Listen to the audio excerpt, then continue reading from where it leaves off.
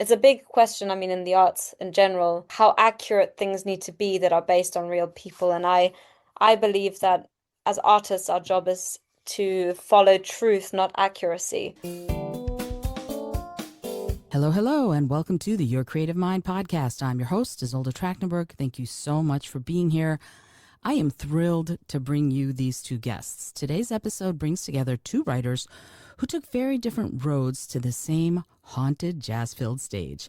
Thomas Mullen spent a lifetime as a newspaperman before starting his playwriting career at 59. You might remember, if you're a longtime listener, he's been on the show before. He also earned a master's from Cambridge.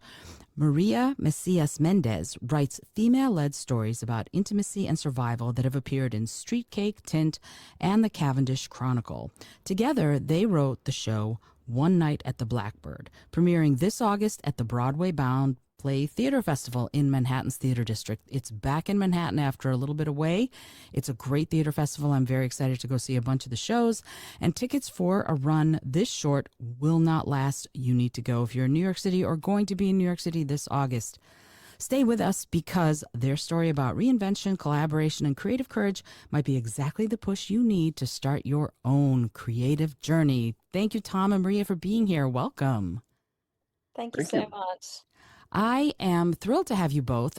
First of all, I'm a playwright myself, and I just directed a show that premiered this past weekend, and so I'm all things theater right now. But I wanna get started immediately with both of you, and sort of get to your histories in a second. But I want to know, how did you two connect to collaborate on this play? What is it that brought you two together?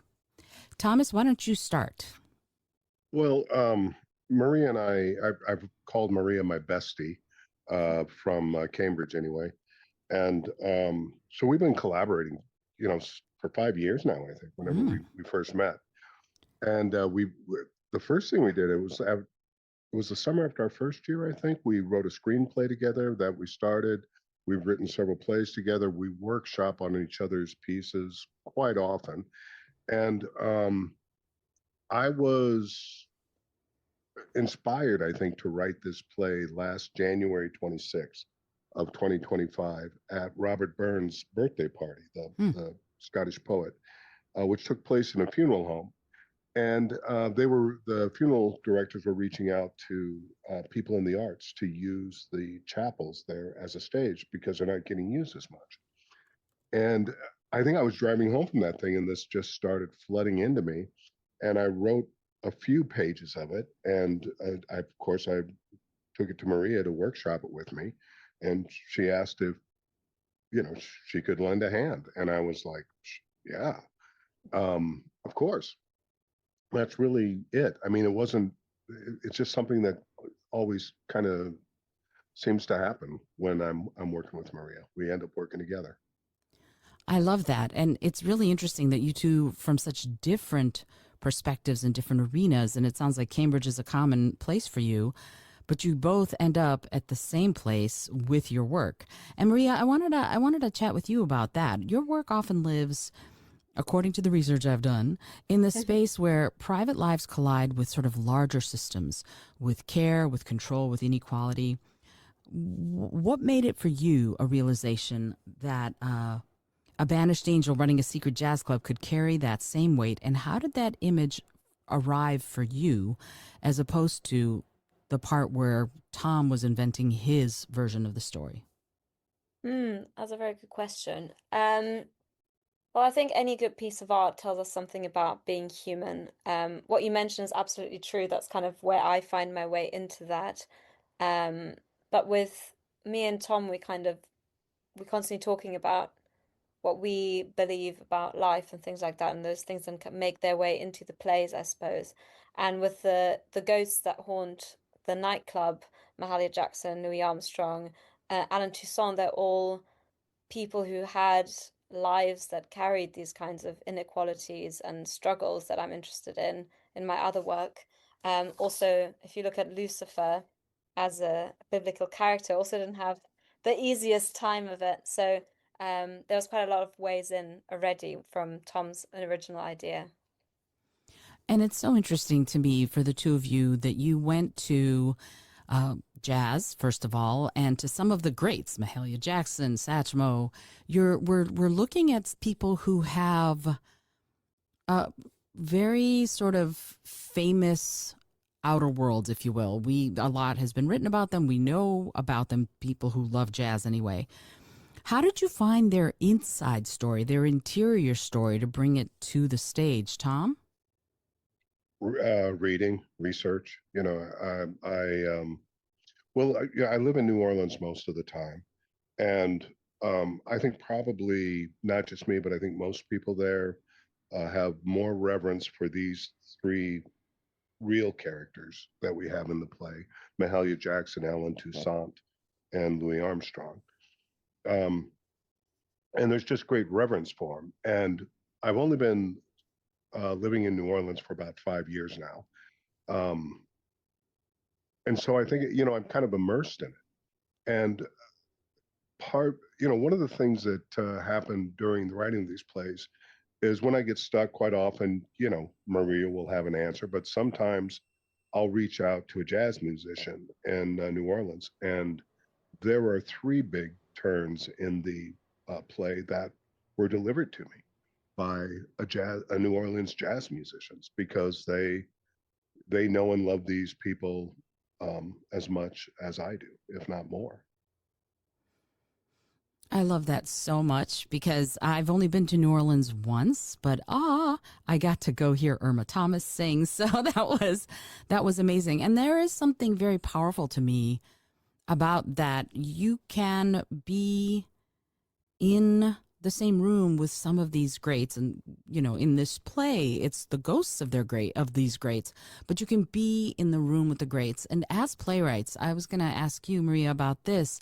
As a playwright, what do you do to develop these characters, whether they're based on real people in some ways, like this play, or some of your other work?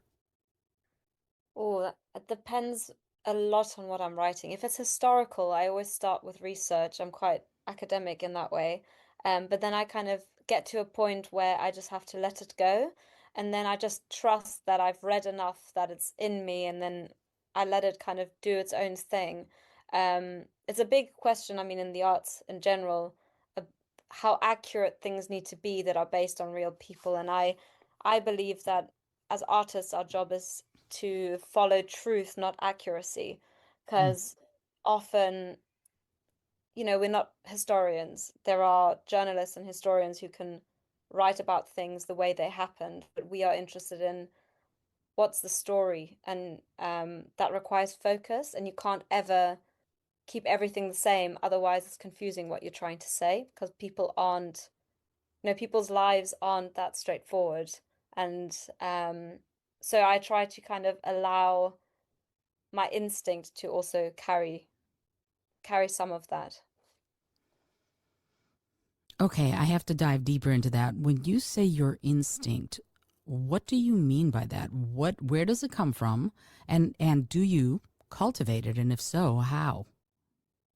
Where it comes from, I think I think everyone has that. You just have to be able to tap into it. It comes from listening to other people, whether that's friends, family, or just on public transport. Um, People, you'd be surprised how much they say just from what they don't say as well. Mm-mm. And if you pay attention to that, obviously also reading books, watching plays, and just keep going with that, and seeing how other people manage to craft these things. That's one part of it. Um, the other, for me, like in terms of what I do in terms of craft, I actually changing what I do recently. So I've learned that I actually need to live a life to be able to write. Mm, Seems straightforward, but like you can't do writing as a job the way normal jobs work. You can't sit down at 9 o'clock and tap out at 5. That's not how it works. You kind of have to lead your own life. So a lot of my instincts just come from experience. mm, Things that have happened to me, things that have happened to friends, things I've observed. And then you just have to be able to kind of draw on kind of almost what your body tells you is the right thing. mm. Yeah, and it is interesting. This notion of research, right? Living for a writer is research. I wrote an entire play called Overheard, which is the meat of which is things that snippets of conversations that I've overheard throughout 25 years of working at coffee shops. So not That's not not cool. being a not being a barista, but I would sit and I would work at a coffee shop, and I just overheard the most incredible bits of wisdom and hilarity. And so I completely understand and agree with you, Maria, that it's this very the world becomes wide open for you when you start being an active observer to enrich your work. So yeah, well done you that you figured it out. I think this early for you. I'm a lot older than you are. Uh, I had very good professors at university that taught us that on day one, and I kind of carried it. oh, that's fantastic. Well, that brings me to you, Tom. What about you? Where do you get your inspiration? I know you said for one night at the Blackbird, it was in that moment of driving. What about regularly, or what about fulfilling the idea of the play by creating the actual dialogue, creating the action? Where does all that come from for you? Is it just research, Uh, or is there something else that you tap into?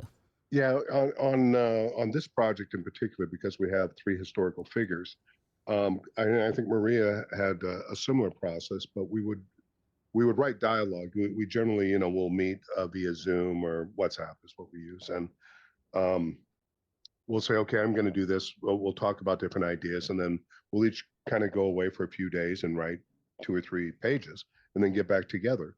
But quite often, like if I'm doing Satchmo, if I'm writing Satchmo dialogue, I would use actual things that he said, things like from an autobiography or from an interview. Same with Alan Toussaint. Maria did this with Mahalia Jackson. And then during the rewrite process, I was just struck yesterday during a rehearsal here that this long piece that Satchmo had in our first iteration, which I was always like thinking, oh, this is too long. I love Satchmo, so I love hearing the story, but it's completely gone now.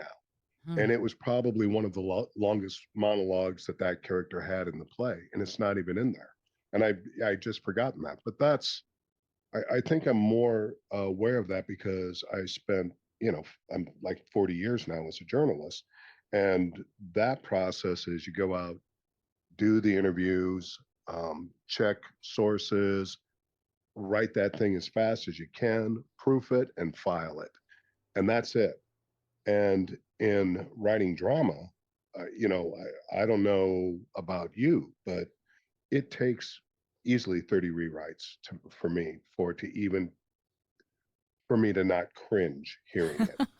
And it's you quite often you hear that the left brain, right brain, you got to shut down the criticism and just write, Mm. whatever is coming to you. I generally have a process myself where, I try to stretch or, have some quiet time in the morning. And then I read poetry generally, or a play, most often a play. One of the things that I learned in school in Cambridge was try to read a play every day. I don't do that, but I usually read a couple a week. Mm. And it's pretty rare that if I'm reading, I'm not going to make it an hour before I'm taking notes and I'm trying to stay away from my laptop. And then eventually I can't, I got to go do it. And then I might write for an hour, I might write for 2 hours, but that's typically my process. I love that. It's so interesting to me. I try not to read that much. I try to see a lot of theater, and with this podcast, for example, uh, I get a lot of comps, which is lovely. People give me comps to go see their shows, to talk about them on the show, or if they want to be on the show, like you two are. And it's lovely for me because I get to go see all sorts of theater, experimental and otherwise. And for me, to me, the greatest city in the world as far as theater goes. No offense to London. I've never been to London. It's on my list. But here's where so much stuff is going on. And I know the Broadway Bound Theater Festival has returned. It was in Connecticut for a few years, and now it's back in Manhattan. And I would love to ask you both what your thought is to have this play premiere at this festival, and I know it's a limited run. It's not going to go be an open-ended kind of run. Can you talk a little bit about what it means to be having a show premiere here in New York City, and also what what does the limited engagement part of this do to your approach, either the writing or the staging or the input that you have as the play progresses? Tom, why don't we start with you? Okay. Um, so, as you mentioned, 2 years ago, um, my final play for Cambridge was called Flags, and that got selected by this festival, but they were in Connecticut because of COVID. They decided to try that. And I don't know if they did it 1 or 2 years. I think they only did it 1 year. And then last year, they asked me to be involved as a reader, to help judge the plays that would make last year's festival, which, like I say, I'm trying to read 5 plays a week anyway. So yeah, let's read these. And I can remember being kind of like angry to find out that they had moved into the theater district. I'm like, I missed it by 1 year. And then probably a month or so after, that was January, maybe 2 or 3 months after that, Lenore um, invited me to write a play to be in this year's festival. And I was a little bit, when something's almost overwhelming, you don't really have any reaction. And I don't even think I'm there yet. But I can remember asking Annie, hey, somebody asked me to write a play that's going to be produced in the theater district in New York City. I have to say yes. I mean, it just, there's really no choice uh, for that. Um, and I actually started writing a different play because we were well into this one. And Maria and I mean, I certainly believed that this play was going to premiere at the funeral home that inspired it in New Orleans. And so that's kind of where my track was. And we had a staged reading last August in New Orleans, the NOLA Project, which is really, shout out to them. They really jump started this for me. And there were about 100 people in attendance, and they give you notes at the end of it. And I was so overwhelmed by the notes. There was so much praise. I'd never seen so much. There was very little criticism. I shared them immediately with Maria. And I think probably within an hour of my reading those notes, I thought, I've got to take this to New York. And I met with Tanaj, the woman that runs NOLA Project. They are, we invited all of the 5 actors that played these roles in New Orleans to come. And we lost Satchmo just probably 3 or 4 weeks ago, but we have a great New York actor replacing him. But the two fictional characters, I'm going to call them Lucy, great New Orleans actor, Aria Jackson, and Casey Sims is playing Herman Godfrey, who's her club manager and funeral director. Um, and as far as the limited run goes, I think that gives you more freedom. So Michael, my director, and I are sitting out here yesterday, and he asked, "Well, how do you feel about this? What do you think about, doing this?" And my bottom line is, you're the director. I hope I still want this play to run in New Orleans in a longer production, and I'd like to take it to London. We Maria submitted this to the National Theater, and I got the most glowing rejection letter of my entire life from the National Theater. I mean, they heaped praise upon it, and you could see that they'd read it and they cared about it. And they're like, "We just can't do it right now, and this is a great idea, and good luck." So I would never have thought that this would be in the National Theater or on Broadway or any of my work. But I think as I expressed to you a couple of years ago, that for me the joy has always been in the writing, in the creative process.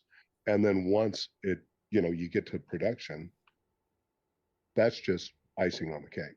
Hmm. I love it. I love, love, love it. That's great. Maria, what about you? What is this idea of the limited engagement in New York City like for you, and how is it affecting your participation in the Broadway Bound Theater Festival? Well, I'll start with the participation, and then I'll go to the second part of the question. I can't be there, unfortunately, which is very sad. I'm there in spirit, and I'm helping as much as I can from across the ocean. Mm. Um, Thankfully, Tom sends me lots of pictures and videos, and I'm excited to see it in that way. Um, so that's the first part. So I'm not participating in person, unfortunately, this time round.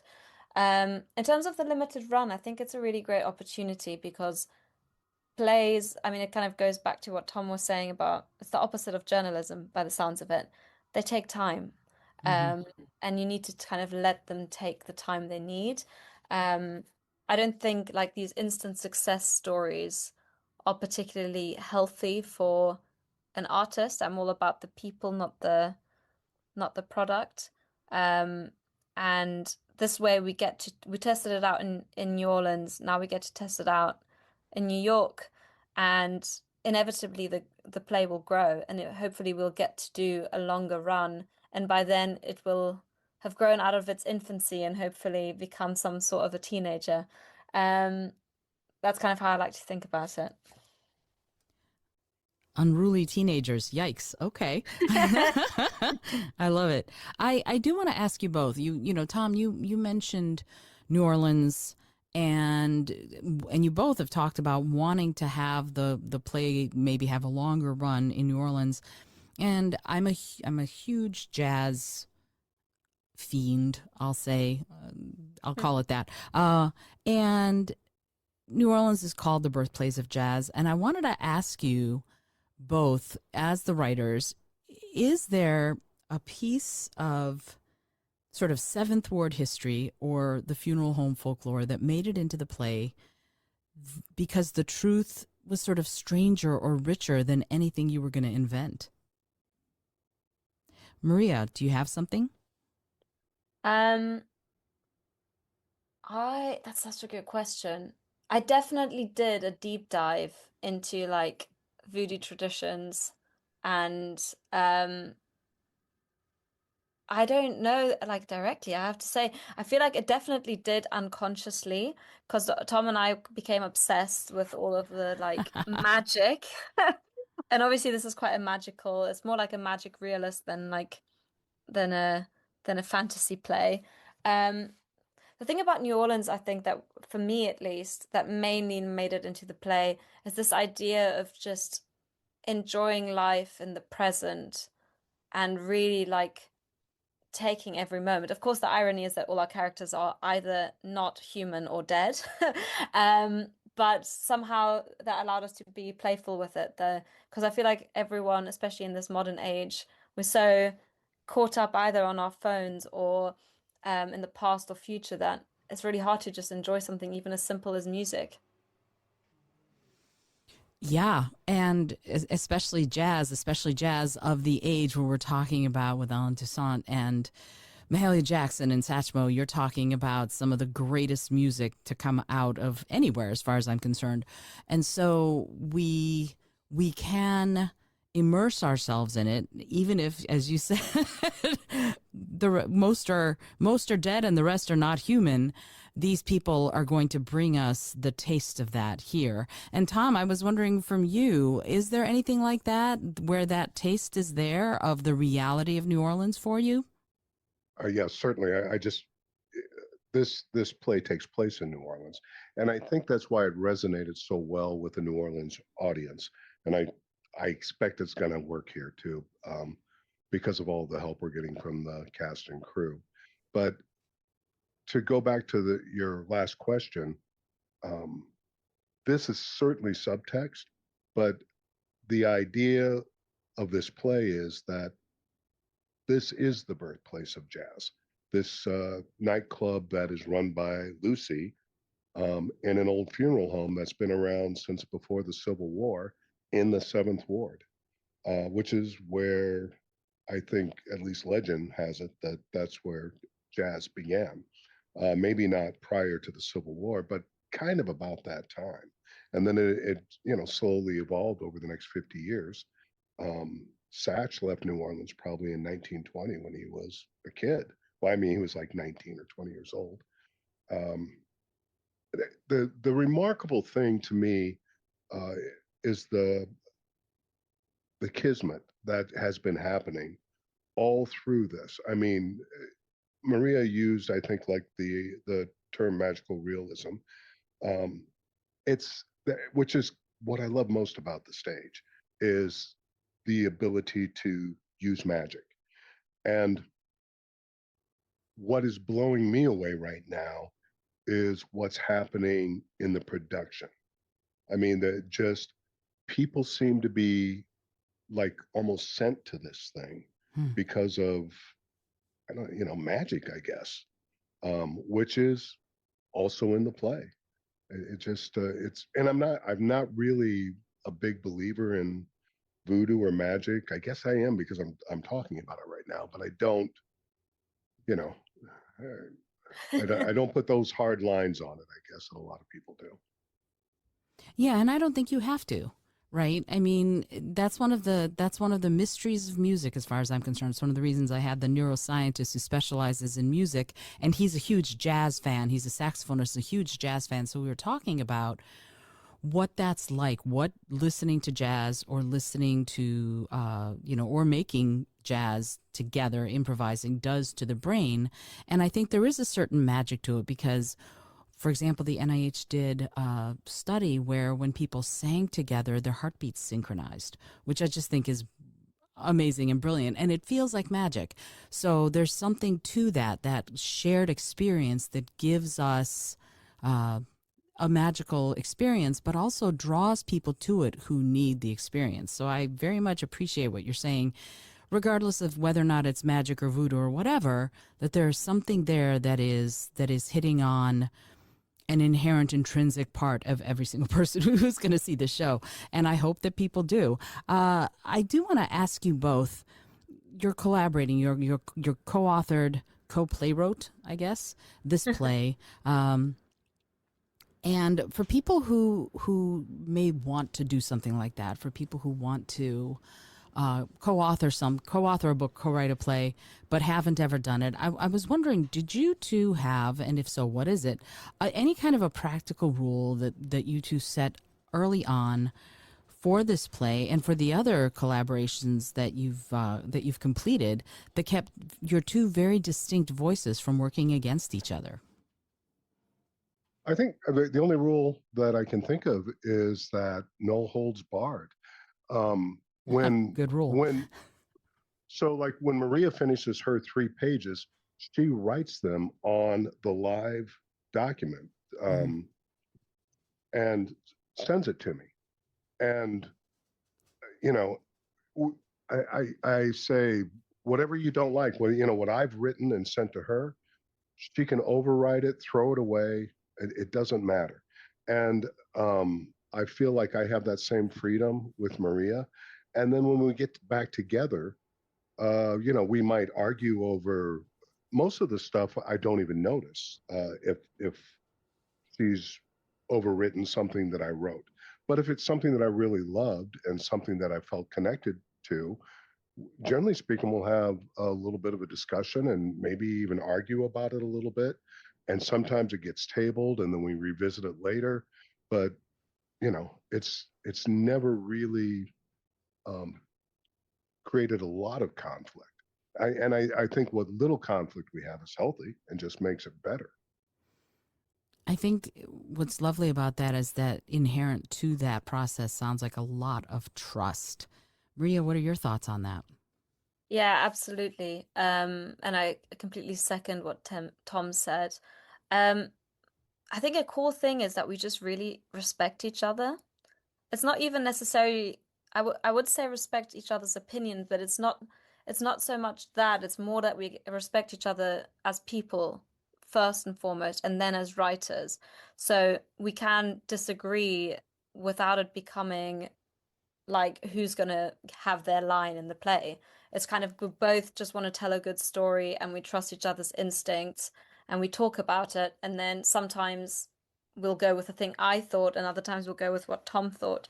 But it's a very free-flowing thing, and sometimes, there are phases in the process when we're writing separately and then we come together and then we'll edit together, and other times we're just writing the whole thing live as we go, and then we also Tom does this a lot. And I feel like I've learned comedy from Tom, because the first thing certainly that we wrote together, he would just write things and make me laugh. So it's just also quite a joyous process. Mhm. It's about being playful, like, children when they're building a sandcastle and they're not constantly arguing about who gets to put a tower in the corner. There's a bit like that. Yeah, if I could, Izzy, I want to Sure. add that, because certainly trust, I think, is foremost and very obvious in the relationship, but also for me, I value what Maria brings to it. I value that. I don't know how many generations there are between us. I mean, I'm baby boomer. Um, I think she's like 3 or 4 less than me. She's female. I'm male. She's got Portuguese. She's got a lot of German influence, African influence, South Africa. This is her heritage. My heritage is Midwest. And I basically old white guy. And the brilliance, I it just seems to work. I guess it's kind of like a stew or something that there's and it comes from valuing, I think, what the other person brings to the table. Sure. Definitely. And also, just quickly to add, I also can't do this with anyone else. I have tried and I can only write with Tom. And I was literally talking to my partner about this yesterday. I cannot imagine not being in the process of writing something with Tom, because it's been so many years. We talk every week that it's weird when we don't. Mm. So it's just something that kind of grows as well. Like, we're friends too. Like collaborating on something like a piece of art is quite a vulnerable thing to do, and you have to really connect with that person. Yeah, and it's interesting. As I'm listening to you both, I'm kind of going. It's very the thing that kept popping into my mind was that it sounds very, and it's a poor word for this, but it sounds very special. It doesn't sound like it happens every day. And like you said, Maria, it's not possible for you to do this. And it's funny. I just directed my husband in his one man show that premiered this weekend, and the first entire 2 weeks of the rehearsal process, his first response to everything I said was, "Well," or "But." And it took a while for him to because I just kept going, well, just try it. That was my just see how it feels when you try it, and because it took him a while to get to the point where he started seeing what was possible. And so I wonder for you both, how do you know what's possible when you're writing this collaborative play, or do you just let it go into its immediacy and whatever's happening is happening and you build on that from that moment on? Maria, why don't we start with you? Yeah, we don't really plan. I mean, I don't think either. I mean, Tom's more of a planner than me. I'm very mathematical when it comes to the writing part, that everything needs to add up, but I don't do like act structures or anything like that. And I think we've done that only once, Tom, correct me if I've forgotten, that where we got stuck and we were like, we need to do something to unstuck ourselves. Um, but usually it's just kind of like we just follow what excites us, and eventually the story just takes over and neither of us have any say. I would say that's exactly right. We're not what I would call structuralists. In fact, Maria, certainly in school, seemed to me to be, and I know you took offense at this when I said, I think she's anti-structuralist, but Mm, there's a completely different scene in England than there is in America. There's so much talent and tradition over there that doesn't make it across the ocean. It's sad, but I mean, I think that's America's always been American centric, but we do have a lot of great theater over here, and so mhm. we send a lot of stuff over there. But there was so much that I learned from the British perspective. Uh, I think that that's added a lot. yeah, you're right, 100%. When we get stuck, that's probably when we start to look at structure. I think we did like write one outline once, or you wrote a beat sheet. That's what it was. Yeah, We that's were right. trying to, yeah, Yeah, just yeah. to add to the anti-structuralist, just for context, it's not that I don't like structure, or that I think that three-act structures are dead. It's not that. It's just I think when you're trying to tell a story about people or voices that have not had a platform, you need to find new ways to honor those stories, and you can't follow the same patterns that like someone like Tennessee Williams used. Mm. That's kind of where I stand on the spectrum. Well, and the other thing is that I would think that if you're really striving to do something great, and I think mostly I just strive to entertain, but to do something great, you've got to do something that hasn't been done or that hasn't been successfully done before. And so you're always reaching for those kind of things. And it really becomes about shutting down the critical part of your mind and just letting the creative part have its way. And with the full knowledge that most of this is junk. But you know, you polish it, and then you let the critical mind take over, and hopefully you've got something great by the time you're through. Hence the 30 drafts, it sounds like, Tom. Right, exactly. Yeah, it's really interesting to me because that kind of freedom of I'm just going to put down whatever the heck comes out of my, mouth or mind or fingertips and then go back and tighten it and work on it and do all of this stuff later. I think to me, it takes a certain kind of courage. And what's interesting from my perspective, actually, I'm just going to give you my perspective, even though I'm supposed to be interviewing you. What's interesting to me is that when I write plays or fiction novels, I have an idea of what I'm going to say. And then at some point, everything takes a left turn at Albuquerque. And I'm kind of going, my characters are doing things I did not envision. And I'm almost trying to catch up to them. I'm wondering, does that ever happen to you as far as how the development of either a play or a piece of fiction goes? Tom, why don't we start with you? I would say certainly 100%. That is when you know it's working, is when the characters start speaking to you and when they take over. When this play was read in New Orleans in August, it was Herman Godfrey's play, who is Lucy's man. Mm-hmm. Um, and it was very much, I would say, an existential play. Through the process of, giving this thing more legs, I think it was 45 minutes when it was in New Orleans. I think it's going to run 75 now. I've been saying that it's Lucy's play for months now, but it's not. It's like we've got five characters, and I think maybe we've accomplished something here that I really wanted to do.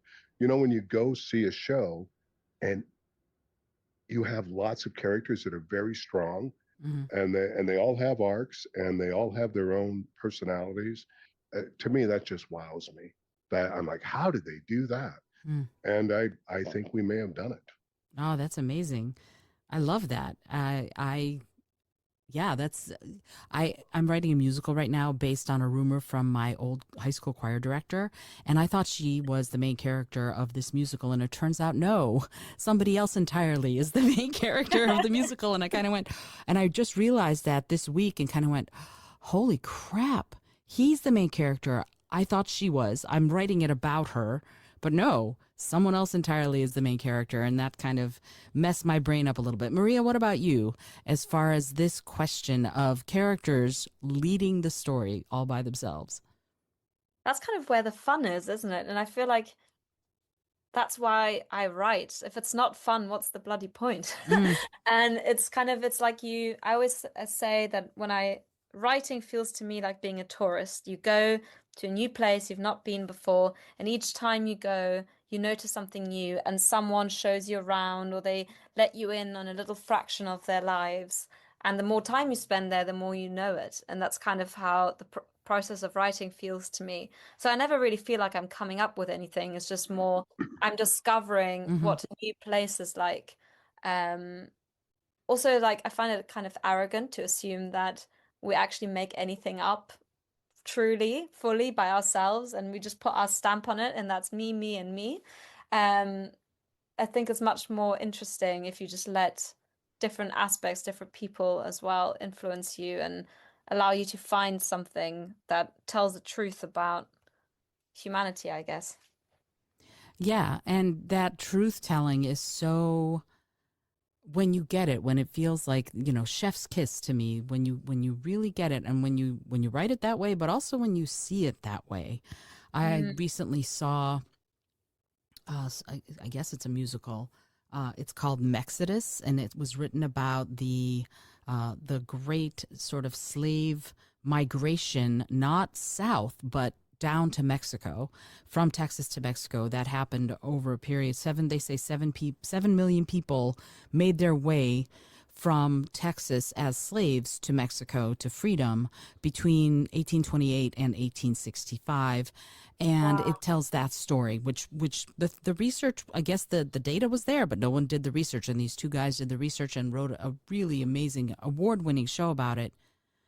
And watching it was a kind of miracle because it was just unheard of and incredible to behold. And unfortunately, the show's closed, or I would say, go see it, Tom, because I know you're here.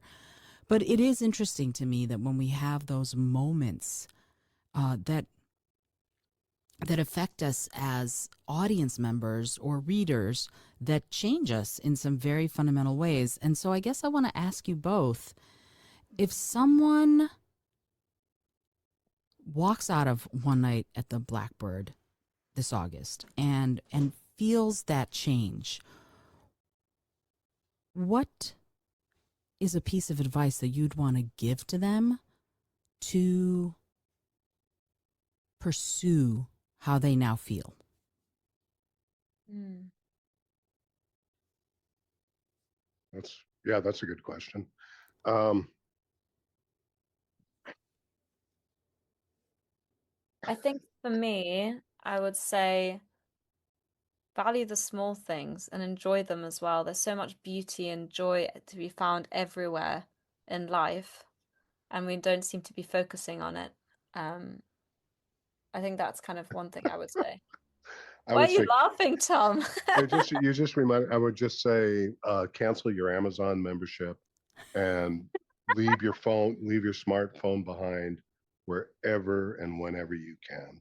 Mm, And you know what? I think that's happening. One of the marvelous things about this experience right now in New York is I don't think I've spent a lot of time in this city over the years, but I'm spending a month in Hell's Kitchen right now, mm, and it is. I think I've been almost everywhere in mm, this city, mm, and this is my favorite place that I've been. And I'm like, well, of course it is. It's the theater district, but the people here mm. are just so dynamic and diverse. People walking by singing the songs that that they're on stage someplace singing or getting ready to do that. Right. Eh, it's like 24/7 theater here. Mm-hmm. It's just fantastic. Mm-hmm. So I guess I would just say, uh, you know, let yourself be part of it. Let go of whatever you think is holding you back, and if you can, and go do it, kick it. I love that. That makes me so happy that you said that. And mainly it's because I agree with you completely. This notion of, especially in New York City for me and the theater district specifically, you can see everybody. I've seen celebrities. I saw Laurie Metcalf walking with a pizza back when she was doing, I think she was in rehearsals for Death of a Salesman. So she's walking with a little pizza box in one arm and her little dog in the other arm, walking back towards the theater. And I'm like, there's Laurie Metcalf, who's arguably one of the best actresses alive today. Okay. Agreed. And you see that, and you see a ballerina who's obviously uh, a dancer at the New York City Ballet, and she's tying her shoe, and people stop because you can tell a ballerina when you see one on the street. And it allows for a certain kind of magic, but also presence. If you can be present, I think that's wonderful. So I have like 14 more questions at least for you both, but I will respect your time. And I will ask you a couple more things. First of all, I know it's the Broadway Bound Theater Festival, but I don't know exactly when One Night at the Blackbird is going to. I know they stagger the performances and all that. Can you talk about when the show goes up and also where people can get tickets if they want to go see it? Yeah, when Rick and Lenore, the founders of this festival, asked me if I'd participate this year with a play, one of my first questions to them, probably my first, was, can I get the last three shows of the play? You know, can I get Friday, Saturday, Sunday? And I didn't, but they gave me Wednesday, Friday, and Sunday. And because it's a festival, everybody's got to take a matinee, everybody's got to take an 8 o'clock, 8 p.m., and everybody's got to take a 5 p.m. And so our premiere is, these are the last few days of the festival. Wednesday, August 12th at 8 p.m. And then Friday, 2 days later at 5 p.m. And then Sunday matinee on the 16th, which is the last day of the festival. And you can get tickets at blackbirdtheplay.com. There's really not a lot on that website other than a ticket link and a way to reach both Maria and myself if you're interested in corresponding with the authors. And then maybe, hopefully, if it goes well, we'll have some merchandise to sell. Nice. I love that. Like a pin or a t-shirt or a hat or something. It's a flask. I love There it. had always a whiskey flask. There's always been a whiskey flask in this play, but somebody suggested, and I couldn't even tell you who, a few months ago, when I thought, oh, we should do some merchandise. Somebody suggested, how about a whiskey flask? And so I went back and I rewrote whiskey. I wrote out like the bottles of booze that were also in it and changed it to whiskey flask. And my director, Michael, just asked me yesterday, how would you feel that if we changed the whiskey flasks right here into bottles of booze? And I was like, well, that's where they were before. This director is on the same wavelength as you. I Yeah, love he it. is. It's crazy how simpatico he is. That's lovely. I love it. And I don't really drink, but I might have to get a whiskey flask that and maybe keep, I don't know what, water in it or something. I just look cool drinking it, even if I'm not drinking whiskey. Maria, what about you? Where is the best way to find you and more of your work? Probably the best way is my webpage, which is mariamciasmendes.wixsite.com/writer. Kind of all the information about what I do, the different projects I'm working on is on there, as well as how to contact me. But you can also contact me through blackbirdtheplay.com. Our emails are on there. Awesome. And we didn't really talk much about, you'll have to come back, Maria, and talk more about the other kind of writing you do, because we didn't Yes, I'd really love talk about to. that. That's so cool. Yeah. And Tom, do you have a website? I don't remember at this point. My brain's a little fuzzy. Well, I've got several, I'm sorry to say, but well, I would just say blackbirdtheplay.com. That's Is the that the best best way way? to, yeah, best way to reach me here and now. All right, cool. Yeah, and you're in Hell's Kitchen. You and I should meet for a drink or coffee or something, because I'm going to be in Hell's Kitchen tomorrow. Anyway, I am very grateful to both of you for taking the time to be here and to talk about the play. I can't wait to go see it, and I actually am in town for it, so that's very exciting to me. Most New Yorkers leave New York, but maybe I'm not quite a New Yorker yet since I'm going to be here. I've only been here for 7 years, but. Again, I'm very grateful for you both for being here. And I have, Tom, you might remember this, and if you don't, that's even better. I have two questions that I ask everybody who comes on the show.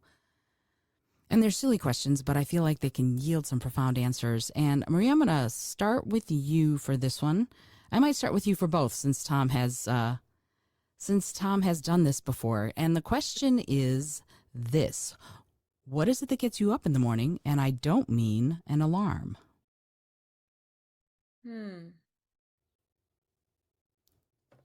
Everything. Life's amazing. Like, I can't believe how fortunate we are to experience the amazing thing that is life. Like, sunshine. How amazing is that? I'm very basic with these kinds of things. but I've always been that way. My parents told me they would hear me scribbling and drawing when I was a few months old at 5 a.m. So maybe that's just who I am. Oh, that's fantastic. I love that. Life is just amazing. That's that should be on a T-shirt.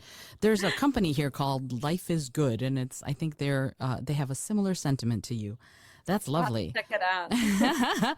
Tom, what about you? What is it that gets you up in the morning? And I don't mean your alarm. Well, I was, I think, 34 when I took a job at a newspaper with the man who was, I think, my greatest mentor. Um, and it was the first time in my life that I would wake up and just be fully awake and alert and raring to go because I loved the work and I loved the people and who I was with. And I did not sustain that, through all the years, but probably for the last 20, I have. And I think the transition was that I stopped trying to do what I thought other people wanted from me or what I thought might please them. And I started to believe in, I began to believe in myself and do things that pleased me.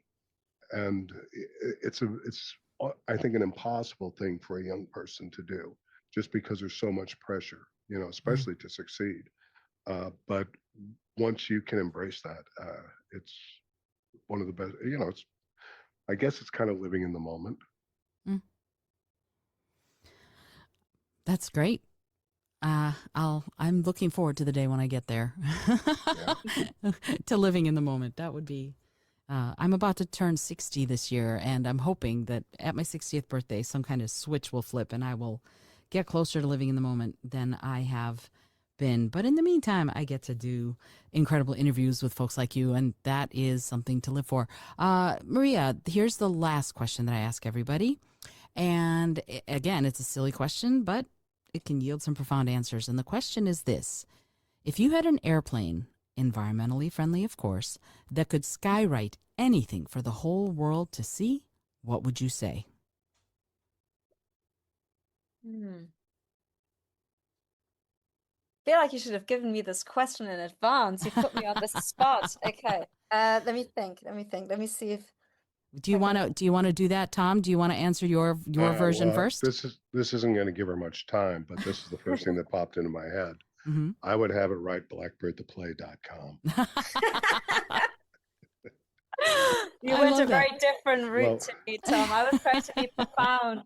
well, Um, yeah, I just want this to succeed, and certainly, if this thing has legs and it keeps going, that website will go along. That URL will go along with it, There you go. wherever the play goes. hmm. I had an Instagram influencer once on this show who's also a friend of mine. And I asked her this question and she said, I would put my Instagram handle. I went, there you go. So, yeah, it's Hey, valid. I'm trying to give Maria some more time here a little bit, but I just want to shout out to the Drama Bookstore. What is it like on 39th, 39th. just Yep. off of 8th, Mm-hmm. and Mark, because I'm talking about skywriting. To me, I'm trying to do guerrilla marketing with these postcards. He just took a stack. I mean, those people are marvelous. Mm-hmm. And our assistant stage manager, Lauren, said, "Hey, there's a Louis Armstrong tribute band playing at Birdland Wednesday night. Maybe you should take some over there." And I'm thinking, right, Birdland's going to take my. And I rang the doorbell yesterday at the stage door, and this lovely young woman, Leah, she was just all smiles, and she said, "Of course, we'll put these out for you." And again, as I'm talking about the kismet and the magic, I could go on and on about this. There's just so many things. Some people think that New York people are cold. I think I find the warmest people in the world here. Mm-hmm. Mm-hmm. I agree. There's a saying that uh, LA people are nice but not kind, and New York people are kind but not nice. And the first time I heard that, I went, yeah, that hits home. And New Yorkers are incredibly kind, incredibly giving. Just be efficient. Don't waste time is the big thing in New York City. I think be efficient, and they will give you the shirt off their back. If you're inefficient, if you're acting like you're from Washington, D.C., where things are not efficient at all, they just have no time for you. So I, I, I said to a young man yesterday, it's a sidewalk, not a side stand. exactly. Exactly. And he was a tourist. And it's just very funny to me. I'm like, go step over to the Yeah. side so that everybody else can keep going where they're going, because they do not want to walk around you. You don't want to be a boulder in the middle of a river. That's for sure. I mean, they'll walk around you, but they'll grumble. Anyway, so Maria, do you have an answer? Yes, I do. Take the time to notice the beauty and magic everywhere. That's what Oh, I yeah, love very that. nice. That's very sweet.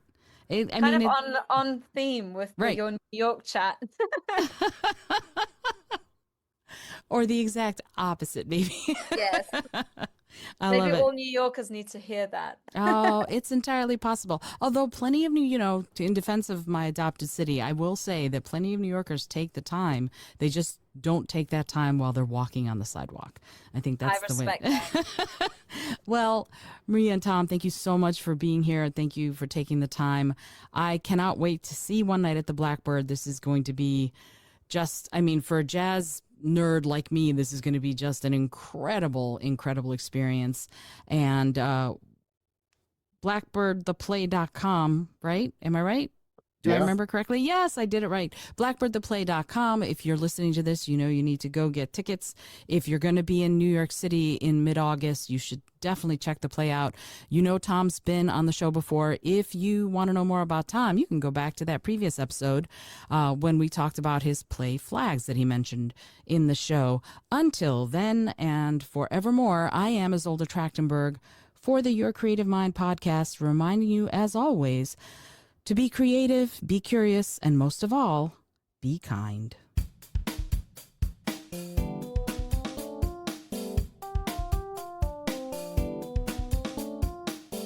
Thanks so much for joining me today. I really appreciate you being here. Please subscribe to the podcast if you're new, and it would mean the world to me if you told a friend about it. Today's episode was produced by Izolda Trachtenberg and is copyright 2025. As always, please remember this is for educational and entertainment purposes only. Past performance does not guarantee future results, although we can always hope.